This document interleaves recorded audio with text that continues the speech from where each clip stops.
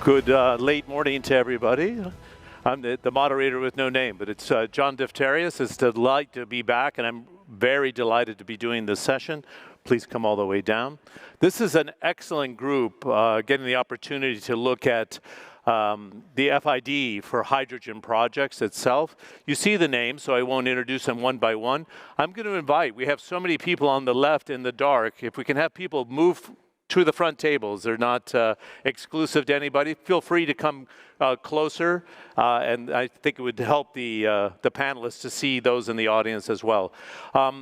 There's been a lot of excitement about green hydrogen, but there's also been a shift in tone in the last year, partially because of the policy signals we're getting from the United States that we shouldn't be subsidizing new projects. But if we look over the last 3 decades, we are where we are in solar here because government policy led the way, even financial support.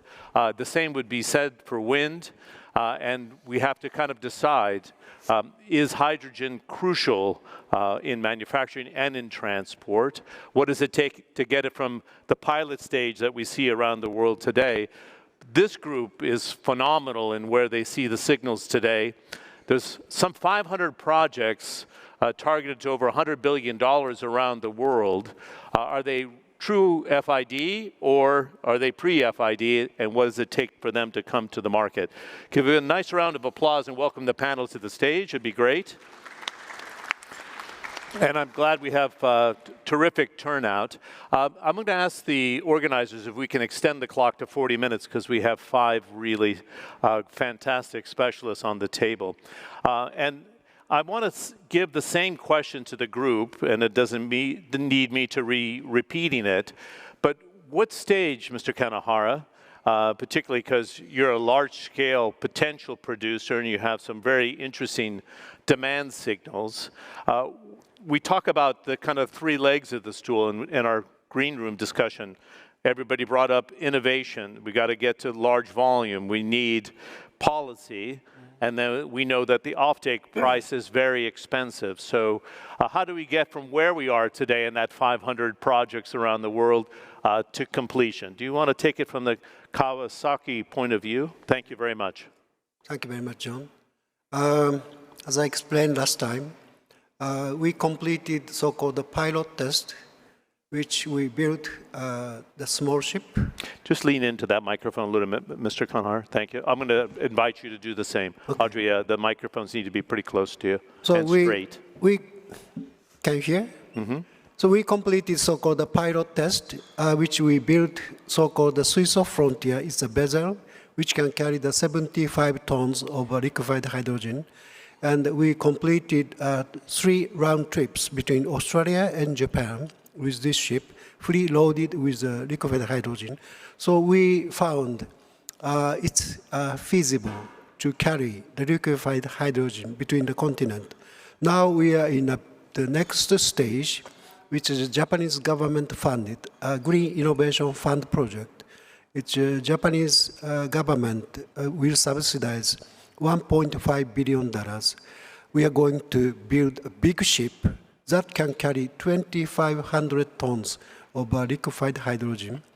That ship will be completed by 2029 and start in operation 2030, as well as we are building receiving terminal. The city name is Kawasaki. Nothing to do with Kawasaki. A nice coincidence. It's a coincidence. Yeah. So near Tokyo, city of Kawasaki, we started building a receiving terminal. That consists of 50,000 cubic meter large tank for the liquefied hydrogen with some the various supply system, and we have off-taker already for this the commercial size test. So we are in a stage of building a commercial scale testing the facility in Japan. How do you deal with the offtake price, Mr. Kanehana? And I'll bring Alex in. Go ahead, please. How do you? Yeah. How is that going to work in this offtake in Australia? Followed by Green Innovation Fund, the Japanese government they passed a law last year, so-called the Hydrogen Society Promotion Act, which will subsidize the cost difference for 15 years, as well as some subsidy on capex in a receiving terminal. So we raised the hand. Hopefully they will pick us, and the 27 project raised the flag, and the Japanese government is now selecting which one they will pick. So we hope they will pick a project. At that time, we already found the off-taker, and still the first stage, the hydrogen will be expensive, but the Japanese government will pay the cost difference for 15 years. Then we'll make the volume to reduce the cost of the hydrogen. Then after 15 years, we can run by ourselves. So it's a similar model to solar and wind, right? With that government signal policy and looks financial like, yes, support. yes, looks Is like. that what's needed here, Alex, or what's your view? Yeah, look, I couldn't agree more with what you said and with what Kanehana-san said as well. If we look at not just wind and solar, but you look at LNG, which is very topical here at ADIPEC, it's very, everyone conveniently forgets that LNG was massively subsidized for decades. But the same was even true in nuclear energy, massive subsidies for decades. So in the last 4 energy technology breakthroughs that we've had, wind, solar, LNG, and nuclear, we've had huge initial phases where it just cost more, therefore it needed help.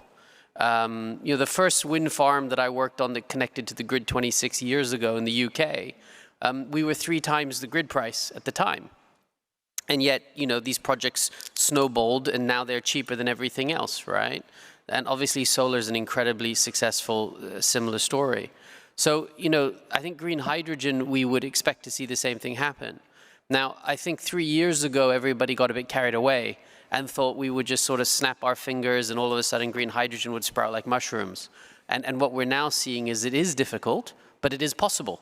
This year we'll see more than twice as much coming online as last year, and the next year, Peter will talk to it soon as well, we have things like NEOM, we have Stegra, and if you look at what's happening in China, it's going gangbusters.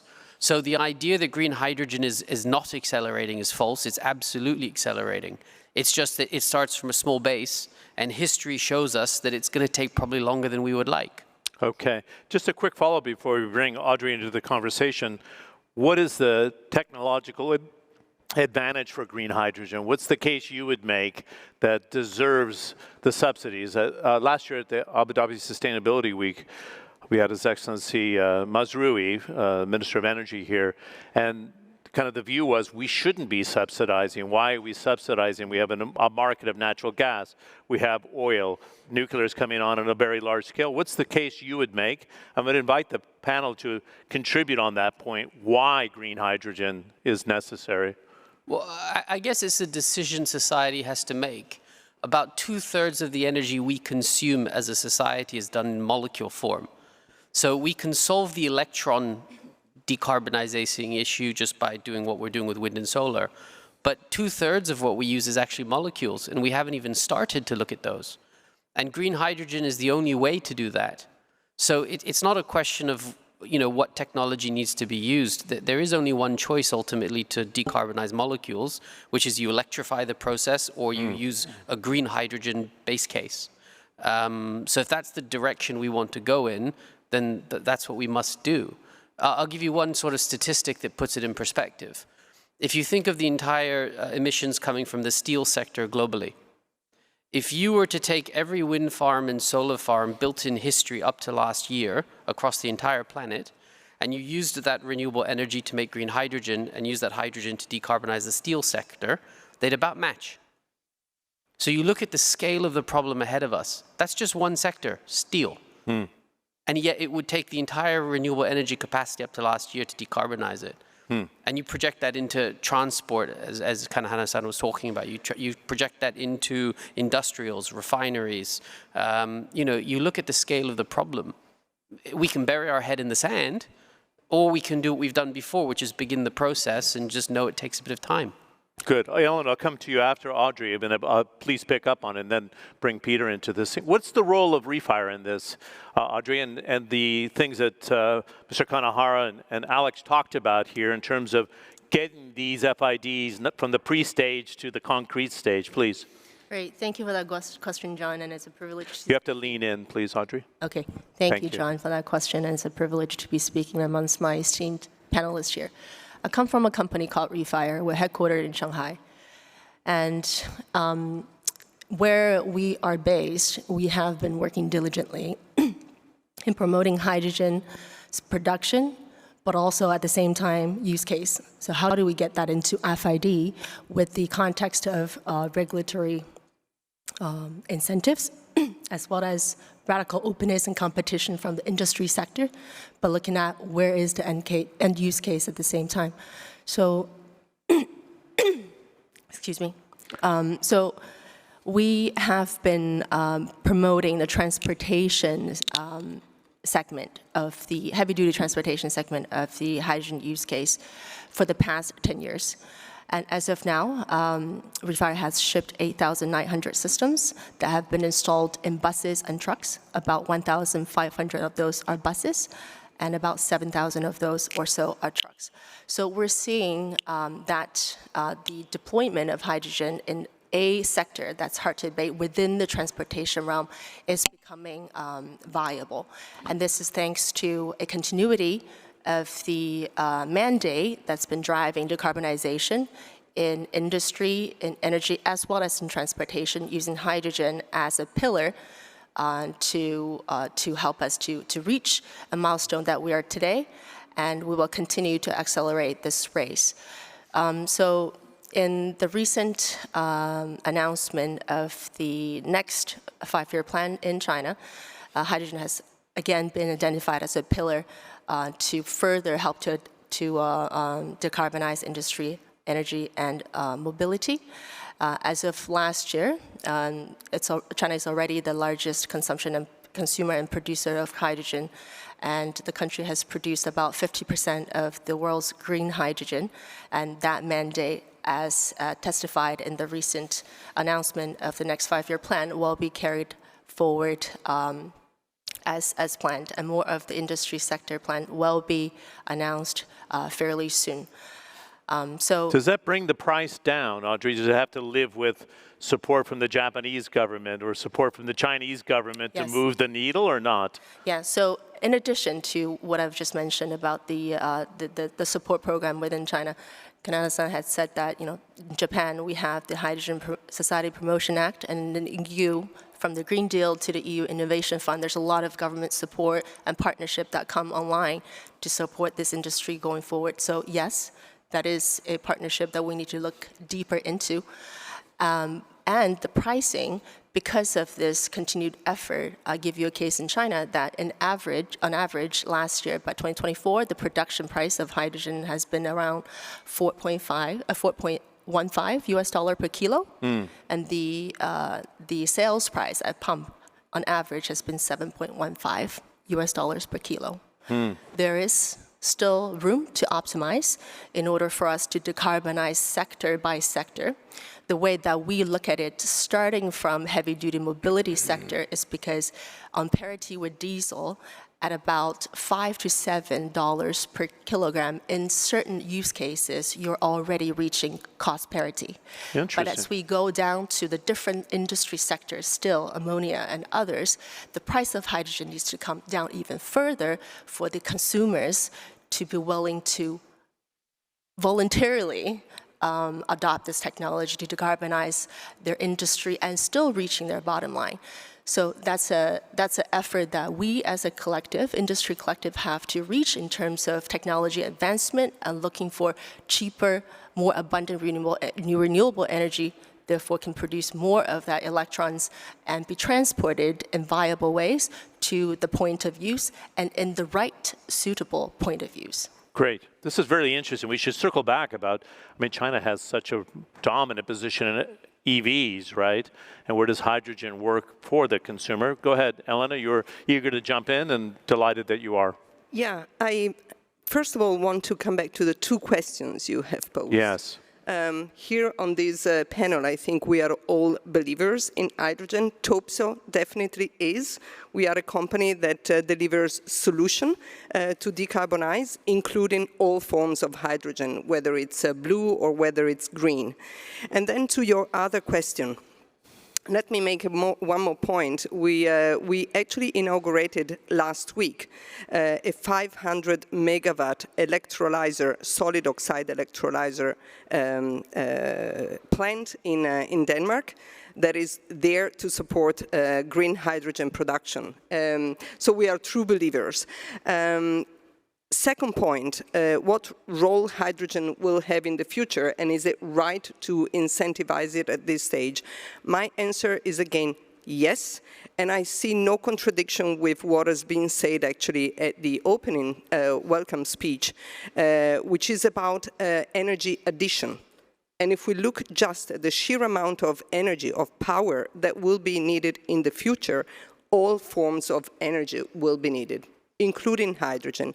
And I will say something more. Hydrogen, it's just a way, and actually it's ammonia in our belief. It's the way that you transport energy where, you know, solar and wind is there to the point where it needs to be used. And that is through Power-to-X. And that's where our solutions come in. Our role as a technology provider is to bring down the cost, the levelized cost of hydrogen. And that's what we spend 8% of our revenues every year. And we actually believe that it's a transition starting from blue hydrogen, which is by far more affordable today, that comes from natural gas, decarbonize, capture CO2, and then produce blue hydrogen. And then, as for example, China is going very fast, green hydrogen. So that's our view to it. Great, very, very clear. Peter, you guys are making a big bet in Saudi Arabia. You have the largest facility in the world. And in our pre-conversation, you said I have an off-taker. So, but I've heard His Royal Highness Prince Abdulaziz say, you know, at $450 equivalent per barrel, it's not cheap. So what we wanted to do in this first round is like, how do you drive that price down? And how do you feel about the project today in terms of not only development, but demand side of the equation, please? Well, let me start with giving the discussion a different twist. And by saying we've done the first tests with the large plant, and unfortunately we had to conclude that the hydrogen which comes out of it is not green. In fact, I can't quite hear you. You've got to keep that microphone very close to you, please. I said then the first pre-tests we have done have led us to the conclusion that the hydrogen which comes out of the plant is not green. That might be a shocking announcement. I was going to say, you're trying to shock us into action? Well, the point is, and that's where I'm getting to the narrative, it doesn't have a color. So the whole discussion about color is a waste of time, and it's the wrong discussion. What we need to talk about is the quality of the product. And that also makes a link to FID and the delay of projects, because what we're talking about is new applications like mobility and a fuel cell. They need not industrial-grade hydrogen, they need fuel cell-grade hydrogen. That's a hydrogen product which is 99.999%, so the typical 5 digits, pure. Industrial grade is only 99.85% pure. And why is that the case? Because industrial grade hydrogen, call it blue or call it gray, comes out of a steam reforming process, out of natural gas, which means by definition it is very, very difficult, not to say impossible, to make it that pure. There's always some traces of coal monoxide in it. And that, ladies and gentlemen, kills your fuel cell. That is why the green hydrogen is required, not because it is green, but due to the fact that from an electrolysis process, by definition, you have no traces of contamination in there. And you do get a product which is 99.999, if not 100%, pure. And now let me come to the challenge, because that is where the offtake and the slow development of the offtake comes from. Imagine that you can allow only 0.001% impurity until you get the stuff into the fuel cell in your truck. There's a whole handling and a process which comes from the electrolyzer into the tube trailing filling station, the transport with the tube trailers, getting to the refueling station, then getting into the hydrogen storage in your truck or in your bus or in your car until you can use it. Now, that is possible, technically, to handle that without any contamination happening. But it just needs time to get the handling, the process, and all of that done in a way that it is reliable and it can be scaled. And that's what takes time.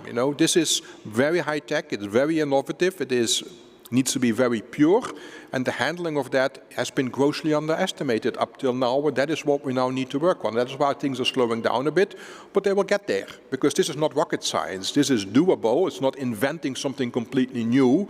It's just handling it in a very proper way, decentralized, with mobility all over the place, and that needs to be done. And that's where we're getting at. We've so far How had far to along focus. is that going to take? And I'll bring Mr. Kanehana in. How long, Peter, before we get that sort of expertise in the system?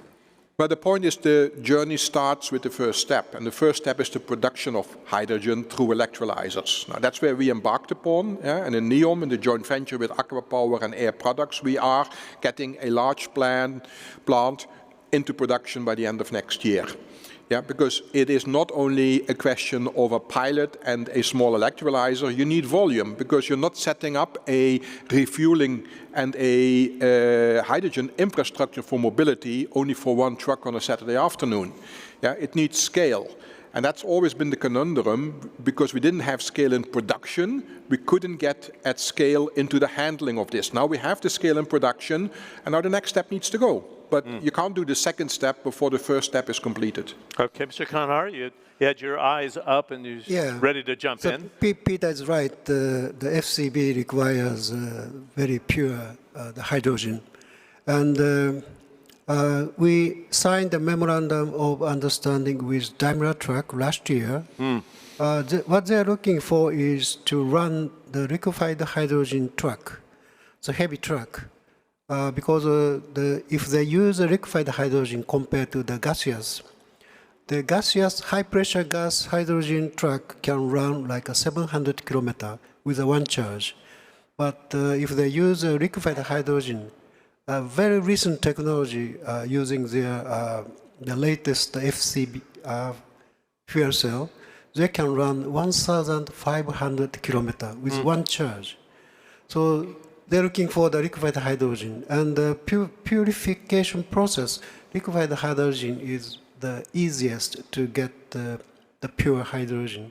So that's why we asked we have a vessel, so most likely we can bring liquefied hydrogen from Middle East area to Hamburg for them to use for the heavy truck. Good. Can I understand, sorry, I didn't mean to interrupt you, but just for time, you're looking at a base in the Middle East that'll cut down the costs and transport and get it at scale. You're looking at Saudi Arabia, obviously, UAE. Saudi Arabia, UAE, this area, the Middle East is the most competitive area to produce the cost-competitive hydrogen. So that's why we're looking for. Good. And Alex, and I just want to remind the organizers, we need about 7-8 minutes more than you have on that clock, so I don't want the panel to panic, because it's a very interesting conversation. I want the audience to walk away with what are the right policy frameworks, the right incentives, a case study that you like, because the signals out of the United States right now are kind of like, we're not subsidizing anything. It's kind of every fuel for itself, right? And Ellen, if you want to jump in, you can, please. I think we've just seen a sort of a bump in the road on something that would have been very interesting, which is the International Maritime Organization had proposed global regulations for green fuel standards. And this would have been the first time we would have seen a global effort to sort of level the playing field and move forward collectively. That got torpedoed. Some people will know. And instead what we're going to see then in the near term is an emergence of more G2G relationships. So, you know, you can see where all the green molecules will get made. It's pretty obvious, right? You pick up a map, you look where it's windy, sunny, and there's no people. And you end up in the Middle East, you end up in Australia, you end up in North Africa and parts of China. So I think we all can see where the projects are going to emerge. And so then you have to team up with the demand. Now, some of that demand will be localized to where it's produced. So we're negotiating right now with steel companies, for example, who want to localize steel production at these new large green energy sites. We're also talking with fertilizer companies who are looking for a green product to feed into their, you know, production of fertilizer. At the moment, it's all fossil fuel-based ammonia. So we are seeing the emergence of that match between demand and supply, but unfortunately, we're not seeing sort of global harmonization. We're seeing regional and G2G efforts. And then you get the odd, you know, juggernaut like China that can just do it all itself, right? China is one of these few markets, maybe the only market, that can do supply chain, production, technology, innovation. So, you know, when you look at what Audrey is able to do, you know, it's hard to reproduce today anywhere else. It will come over time. Interesting. So in 10 years' time, and I'll have you jump in, Elena, as well, is it going to be China, Japan that's going to dominate? I mean, China planned its strategic minerals, both harvesting good source of mineral diversity and leaned in on processing. Is that what's going to be the case here in 10 years' time, where China will take the lead in this? We have been seeing China taking the lead, promoting hydrogen in the past 10 years with very decided and continuous plan. And sorry, Audrey, and why? Do they see the potential of it? They're doing it for climate purposes. They want to transition the economy. What are the key drivers between this leadership? Right, so a couple-fold. China has massively leaned in to decarbonize, and it is a big effort to decarbonize. So by 2060, it's projected the hydrogen will become 20% of the country's terminal energy mix. And by 2030, in terms of mobility, it's projected that we will have 800,000 fuel cell vehicles on the road. Today, we have... That sounds big, but it's very small compared to your EVs, right? Compared to the EVs, exactly. We're just putting that into perspective of where we are today. And then right now, we have more than 30,000 vehicles on the road already, and 95, I would say, of those are heavy-duty of trucks, and some buses, transit, and long haul. And where we have come from just 5 years ago was less than 1,000. So the country has moved fast with clear projection into mobility, but also in energy and for hydrogen as feedstock into industry. We have been, working very diligently as a collective, from government understanding the industry, really understanding the industry, and for industry to really understanding where are the suitable use cases to unlock the first entry of this hydrogen, meeting the industry by understanding where rubber meets the road. And it's by this holistic approach of policy and the end use case, and using a spreadsheet, understanding the proposition of the users, and coming back to the policy, this feedback loop has gotten us to where we are today in mobility. And I think in the next 10 to, going all the way to 2060, we're seeing energy being added to the mix. We're seeing the industry be added to the mix. By January 1st of this year, hydrogen has been officially regulated as energy in China. So we're seeing momentum in hydrogen promotion. We're seeing hydrogen production and also use case. So in the midst of it, government incentives and partnership is imperative, but also working with the private sectors and working with partnership alike is internationally is what it needs to take to decarbonize our energy going into the future. Good. Do you want to address the technology innovation that's coming, Eleanor? What you had your signals to me to talk. There's a lot to cover here in 6 more minutes. Yeah, and there are many topics I would like to cover, but I will come back for a moment to the incentives part that you mentioned. Actually, the US have not rolled back all incentives. There are still production credits with the 45E and 45Q supporting clean hydrogen, and that actually combines very well with what we see in Japan and as well in Korea, but Japan with contract for difference where it's been delayed, but it's there, and that will be, let's say, we are in a more fragmented world, but there are still these one-to-one combinations where tax credits and mandates and incentives actually come together. And so this helps the industry develop, and it's still there, and it's still supporting the industry. As to innovation, I think innovation is crucial in this industry, and that's where we play our role. We put in a lot of resources into driving down the cost of hydrogen. When you look at the solid oxide electrolyzer technology, it's something that by design, by thermodynamics, has a 20% higher efficiency versus alkalizers or PEM. And when you have heat integration, you go up by 30%, which means you need less solar, less wind power, so you really drive down the cost of the solar park and the wind park you need. And that's what we need to do. And we do the same with Blue. We have an absolutely proven technology, and still we are working on driving down the costs. Okay, very good.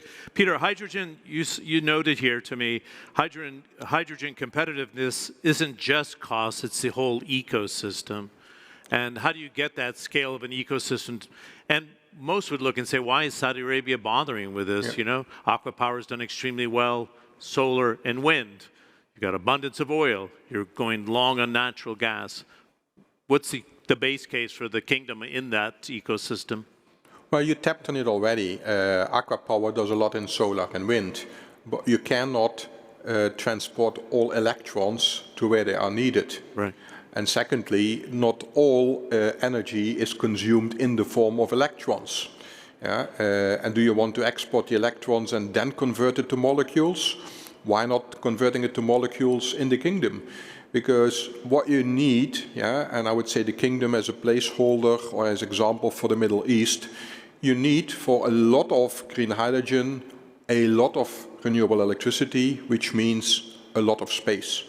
We're underestimating, but the tens, if not hundreds of gigawatts that are needed, this is an area which is as big as a medium-sized country. Now, where do you put that? Yeah, and if you have like Japan, a lot of mountains, there's not that much space where you can put it. By the way, you need a lot of sun, you know, and the kingdom has all of that. So that is what they can utilize. And knowing that, you know, and quoting the words of Prince Abdulaziz, the kingdom always has been a reliable supplier of energy to the world economy. If our customers want something else, we need to listen to them. And if they also want to have a different specification of hydrogen, and I say different specification, not color, yeah. Then we can produce that. Because we have the sun, we have quite a bit of wind, and we have the capabilities of companies like Aqua Power, Aramco, when you talk about large investments, pipelines, things like that, it's all there. And that's what differentiates Saudi Arabia from China, because we have another advantage, which is proximity to offtake markets. Europe, North Africa, even Southeast Asia, all of that is reachable from out of the kingdom, better than when you have to go from China all the way east and then all the way around to get to Europe. So I think there's a lot of advantages there, but we need to do our homework because the hype was there and everybody jumped on the hype. That wasn't good because there were a lot of hype riders in there which are now sobering down. I'm not that pessimistic as now the controversy of the hype which is currently in the press, and as Elena said, now we're getting the serious projects that are viable, differentiated from the ones that were just a hype. And we need, as an industry, get the handling and the capabilities of making this happen done before politics wake up again and then the next policy comes in and they are forcing industry to do it, but industry doesn't know how. And to close off on what Mr. Kanehana said, we're really underestimating the complexity of this. It's not only the purity, I've mentioned that, and each time when you load or reload whatever, yeah, you have a cause for contamination that you need to handle. But take the example of pressure, because hydrogen is a very gaseous medium. You cannot transport it like water or oil. Now we're currently having a accepted standard of 350 bar, you could go up to 700 bar. That almost doubles the radius that a truck or a bus can drive with one tank load of hydrogen. Now, 700 bar, it sounds like just a number, but it is 300 times what you have in your car tire. You know, and all it's doable. I mean, we can fly to the moon and to Mars, so we can make this happen as well, but it doesn't happen overnight. And it doesn't happen overnight at the scale and the diversity in which you need it to go into mobility. Okay. We're almost out of time. I just want to see if maybe Alex can be the final word here. If I fast forward 15 years of the global energy demand meeting that demand, how much hydrogen will represent, do you think? Or if Elena, you want to weigh in, we have to be very tight here. If you look historically at the last 4 technologies that have emerged, as I mentioned earlier, they've actually almost all grown at the same speed, funny enough, which is 0.07% of global energy addition per year. So if you expand that out for green hydrogen, blue hydrogen, starting today as an energy vector, that gets us to 2% of global energy by 2050. Now, I suspect it'll be more than that, so that's probably a floor. And if you take China seriously, which I think we all should, they've got very big targets. So I suspect we will achieve more than 2%. How much, I don't know. Good. Elena, do you want to weigh in? And you're okay. Audrey, you're saying 20% by 2060, though, right? That's pretty substantial. Between 2050 and 2060, and between 2% to 20%, I think that's where the answer lies. Oh, really? But it's going to be 20% in China, is what you're saying. Well, that's what we're all hoping for as an industry going forward. Okay, very good. That's a very politically correct way to put it. I was going to ask a more delicate question, but we're out of time. Is the U.S. trying to kill off hydrogen? I don't think so. Yeah, the federal government is trying to kill, but like California, the state, they have a different rule. So California is very keen to decarbonize the state. So it's a mixture. It's my home state. Thank you, Mr. Okay. Kanehana. I appreciate that. We try to lead on these things, right? We do a pretty good job. But it's a different political climate today, but we'll leave that for another discussion, perhaps behind the scenes, right? I thank you very much for your great analysis. That was 40 minutes with 5 people. Not easy to do, but we covered a lot of territory. Mr. Kanehana, Alex, nice to see you. Audrey, I'm glad you didn't get stuck in conference room B and you were able to join us. Elena, she was sprinting to our green room. Nice to have you. Thank you very much, Peter, and we'll see you in the kingdom when we're there. Can we give them a nice round of applause? Thank you very, very much.